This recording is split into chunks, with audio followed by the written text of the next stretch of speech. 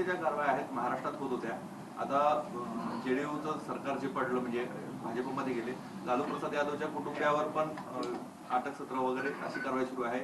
शिबू सोरेनचे पुत्र मुख्यमंत्री जे होते हेमंत सोरेन यांना पण अटक झालेली आहे. एकंदरीत ह्या संपूर्ण नाही, मला असं वाटतं ह्या प्रकारच्या ह्या ज्या कारवाया सुरू आहेत हे सगळं अशा प्रकारचं राजकारण हे भविष्यात भारतीय जनता पक्षालाही परवडणार नाही. मी मागे म्हटलं होतं कसं की सत्तेचा अमरपट्टा घेऊन कोणीच आलेलं नसतं. उद्या ज्यावेळेला सत्ता बदल होईल त्यावेळेला ज्यावेळेला दामदुमटीने ज्यावेळेला अंगावरती हे येतील दुसरे, तेव्हा काय कराल? मला असं वाटतं जे काय आता भारतात जे चालू आहे हे काही हे ईडी आणि हे असल्या प्रकारे गोष्टी ज्या चालवणं आहे. कसं आहे, मग इंदिरा गांधींच्या काळामध्ये नाही का झाल्या, अरे त्यांनी केलं म्हणून तुम्ही करायचं म्हणून दुसऱ्यांनी करायचं, असं होत नसतं ना. आपण मागे पण म्हटलं होतं की मतदारांना गृहीत धरू नका, म्हणजे महाराष्ट्रामध्ये जे झालं तसंच बिहारमध्ये 2020 पासून आतापर्यंत तिसऱ्यांदा नितीश कुमार यांनी मुख्यमंत्री पदाची शपथ घेतली, तिथेही मतदारांना गृहीत धरण्यासारखं प्रकार वाटतं. नाही, पण मला मतदारांनी या बाबतीत मला असं निर्णय घेणं गरजेचं आहे. जोपर्यंत राजकारण्यांना मतदार जोपर्यंत वटणीवर आणत नाहीत तोपर्यंत काहीच तुम्हाला मिळणार नाही ना. म्हणजे आपण 10 चुकीच्या गोष्टींपासून दुर्लक्ष करायचं आणि एखाद्या चांगल्या गोष्टीवरती मतदान करायचं की समोरचा परत 10 गोष्टी करायला, चुकीच्या गोष्टी करायला परत मोकळा होतोच ना. तर सामान्य मतदारांचा जर विचार केला तर आता परत एक मुद्दा असा आहे की आता लोकसभा निवडणूक आहे, ईव्हीएमचा मुद्दा परत एकदा चर्चेत येतो. लोकांमध्ये अजूनही त्याच्याबद्दल क्लिअरिटी नाही. तर मनसेचं आता पुढे भूमिका काय असणार? मागच्याच तुम्ही चांगला लीड घेतला होता, आता बाकीचे घेत आहेत ना. मी ज्यावेळेला जेव्हा घेतला होता त्यावेळेला कोणी मला साथ दिली नाही, कळलं का? आता तेच बोंबलत आहेत, बोंबला. श्रीरामाचा गजर करून लोकसभा पुन्हा भाजप मिळवेल असं तुम्हाला वाटतं काही? दुसरीकडे जे श्रीरामाचं सध्या जप केला जातं, काय या जर तरला काही अर्थ नाहीये. जोपर्यंत मतदान होत नाही तोपर्यंत काही अर्थ नाही. होऊ शकतं, नाही होऊ शकत, काही माहिती नाही ना.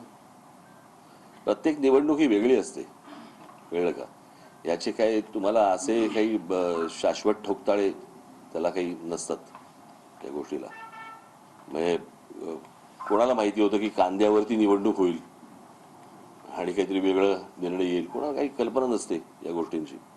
त्याच्यामुळे आताही काय होईल याचा काही अंदाज बांधणं कठीण आहे. पण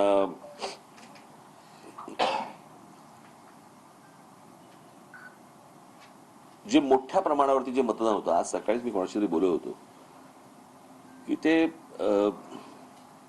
बाबरी मशीद, बाबरीचा ढाचा तुटणं, त्याच्यानंतर दंगली होणं, त्याच्यानंतर बॉम्ब ब्लास्ट होणं, तेव्हा झालेलं मतदान हे रागातनं झालं होतं मतदान.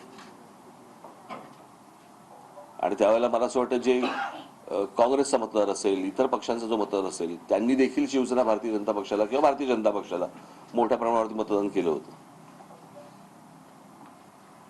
2014 देखील त्या प्रकारचं एक रागातनं झालेलं मतदान होतं. आता ज्या वेळेला एखादी गोष्ट पूर्ण होते तेव्हा समाधानातनं किती मतदान होतं हे माहिती नाही आपल्याला अजून. तर त्याच्यामुळे आपल्यासाठी ही नवीनच गोष्ट आहे की आजपर्यंत प्रश्नांवरती निवडणुका झाल्या, उत्तरावरती निवडणूक होणारी पहिलीच निवडणूक असेल मला असं वाटतं एखाद्या विषयात. त्याच्यामुळे त्याचं मतदान कसं होईल, काय होईल, प्रत्येक जण कसा घेतोय.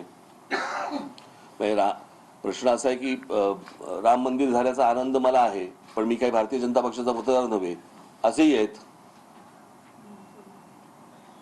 मला अजूनही आठवते 95 सालची गोष्ट असेल, 95 विधानसभेची गोष्ट.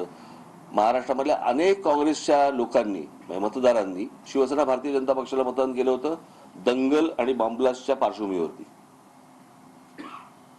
पण तेच मतदान 96ला राहील, 97ला राहील, 98ला राहील असं काही नसतं. मागच्या काही दिवसांपासून